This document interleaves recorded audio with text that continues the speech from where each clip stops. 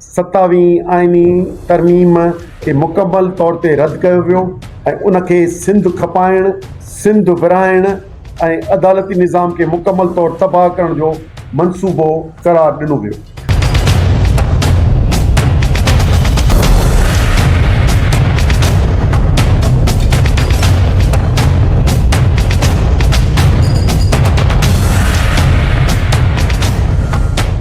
Civil society, वकला बिरादरी ऐं इन्हनि सभिनी जो हिकिड़ो गॾियल हंगामी इजलास कयो वियो, जा फ़ैसिला हेठिहीं रीत आहिनि। 27वीं आइनी तरमीम खे मुकमल तौर ते रद्द कयो वियो ऐं उनखे सिंध खपाइण, सिंध विराइण ऐं अदालती निज़ाम खे मुकमल तौर तबाह करण जो मंसूबो क़रार ॾिनो वियो। समूरनि सिंध दोस्त जमायतुनि इन ई ॻाल्हि ते इतफ़ाक़ कयो त पाकिस्तान पीपल्स पार्टी सिंध जी वहदत, वसीलनि ऐं अदालती निज़ाम जे ख़ात्मे जी ज़िम्मेवार आहे।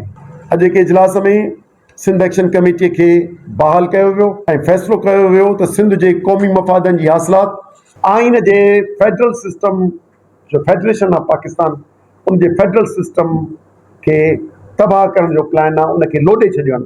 आइन जा जॾहिं बुनियाद लुॾी वेंदा आहिनि त पोइ बाक़ी आइन नथो रहे। इन में सिंध जी जाग्राफी, सिंध जी नेशनल फाइनेंस कमीशन, सिंध जी ख़ुदमुख़्तारी, मुल्क लाइ जेको तबाह कोन पियो थिए, उहा अदलिया खे दफ़नाए पियो, अदलिया जे निज़ाम खे तबाह पियो कयो वञे।